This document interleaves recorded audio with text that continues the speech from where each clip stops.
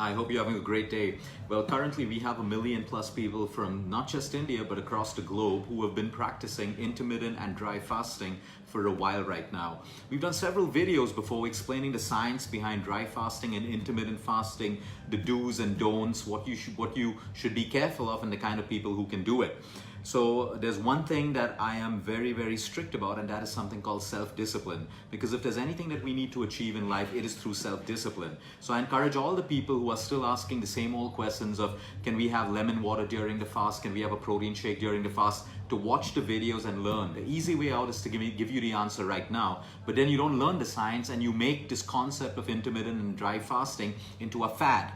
And I'm completely against fads, because for the longest time fads don't. So take 10-15 minutes out of your day, watch the videos. We will repost it again in this thread today, and learn how to do something. If you're gonna do something that impacts your health, your body, your weight, you want to learn how to do it the right time, because we've all lived in that whole we've all lived like this for the last 1 or 2 years, where we just have this herd mentality of following people, what they do, reading about what someone did to lose weight, and then we blindly follow and we never get the results. It's time that we all embrace self-discipline, learn how to do it the right way. Try it. If it suits you, continue doing it. If it doesn't suit you, don't do it. Intermittent and dry fasting doesn't have to work for everyone. Every individual is unique.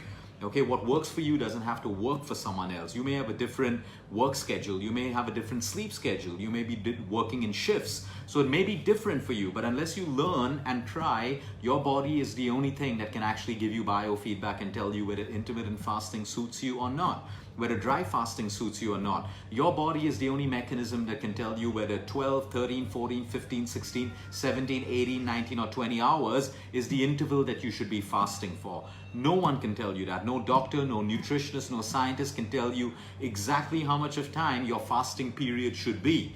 Your body has to tell you that. For that, you need to try it, learn it, do it, and be very mindful and listen to the biofeedback of your body. Today, we want to talk about intermittent fasting and dry fasting. So a lot of people who are getting in this for the first time, especially dry fasting, we all need to understand with dry fasting, if your job is out in the sun, if you're traveling a lot and you're going to be dehydrated, there's no point putting your body. Dry fasting can harm your body if you get dehydrated in the building phase. A lot of people get into dry fasting, and in the building phase, they forget to drink sufficient amount of water. If you do that, your dry fast is going to harm you. The same way with intermittent fasting. You intermittent fast, but in the building phase, if you forget to eat, if you don't drink sufficient water, if you try to diet in the intermittent building phase, your intermittent fast is going to harm you. You are not going to lose weight. Your metabolism is going to be crippled. Your immunity is going to stay low, and all of those problems, which is why I encourage everyone, if you're getting into dry fasting and intermittent fasting, learn the right way. Listen, learn. We'll post those videos for you, and then do it. There are no quick fixes of us giving you answers and then you just go and implement it. The very fact that people are still asking the basic questions is they haven't watched the video. So please learn and then do, and then you're going to get the benefits. Now, for example, today, if I want to start dry fasting and I achieve only 9 hours, okay, I achieve 9 hours and then my body tells me I'm extremely thirsty and I'm going to break my fast. You break your fast with water, but then you continue intermittent fasting. So people who are used to intermittent fasting for the longest time, and they can do 14 to 15 to 16 hours or even 12 hours, when you start dry fasting, if your thirst starts troubling you after 9 or 10 or 11 or 12 hours, break the fast. Have your water and continue intermittent fasting. So that's what integrated, intermittent, and dry fasting is. You don't have to break your fast completely, because remember, you're only thirsty. Your body's not telling you that you're hungry. So you can still continue fasting. So sometimes if you have a lot of travel or you're in a hot place and stuff like that, plan your fasting where you can get even 8 hours of dry fasting, which is beneficial for the body. And then you move into another like 4 or 5 hours of intermittent fasting. So you still accumulate a large number of hours in the fasting phase, whether it's dry or whether it's intermittent fasting.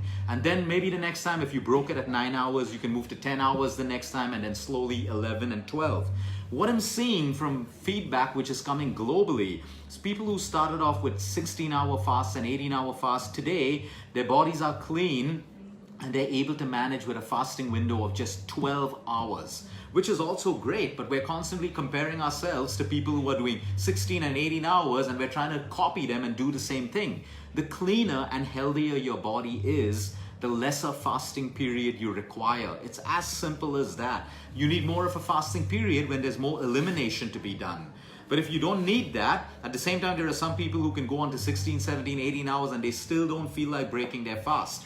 So it's different for everyone. So stop comparing with what everyone is doing and start doing it day by day. The first day, how much can you achieve on a dry fast?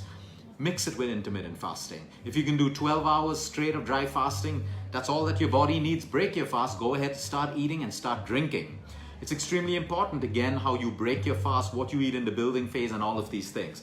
Now, when it comes to people with disease, it's a difficult question for me to answer because I don't know your blood sugar levels. I don't know how they fluctuate. I don't know whether you have low blood sugar levels. I don't know whether you have high blood sugar levels and all of these problems. So with supervision, you can do it in a safe way because we've got thousands of people who have reversed their type 2 diabetes using intermittent fasting. So you can do it, but do it in a supervised way because you don't want to be in the fasting period when your blood sugar levels crash right down and then you start blaming the fast for causing your problem. Okay, people with arthritis, I think this is unbelievable because most of our positive testimonials have come from people who have arthritis, people who have joint pains, people who have back pains. We have testimonials where people's pains have completely disappeared, and it's so simple to understand that because while you're in the fasting phase, inflammation reduces. It is the inflammation that is causing most of the pain in our bodies.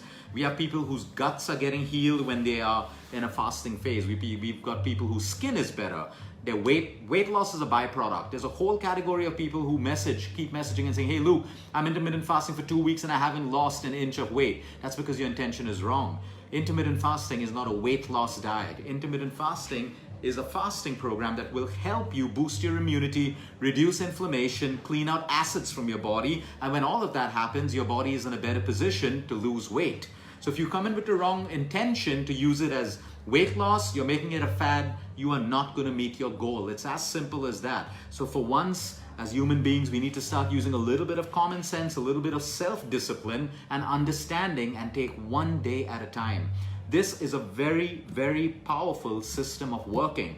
We know it's powerful when the pharmaceuticals and all other people start, talking badly about fasting, which is actually bringing results to people where even medicines are not working. So am I trying to say that intermittent and dry fasting should replace your doctors and medicine? Absolutely not. I'm trying to say integrate it into your lives so well that your body starts healing and your own doctor will get you off your medication and treatment at some point. We have a category of people across the US, London, and India now who have realized that intermittent fasting strategically before their chemotherapy and after their chemotherapy is helping them reduce the side effects. And we notice for the longest time because we keep telling people the first thing during chemo and radiation, your appetite falls. But yet medical professionals will force you to keep eating food even when you have no appetite.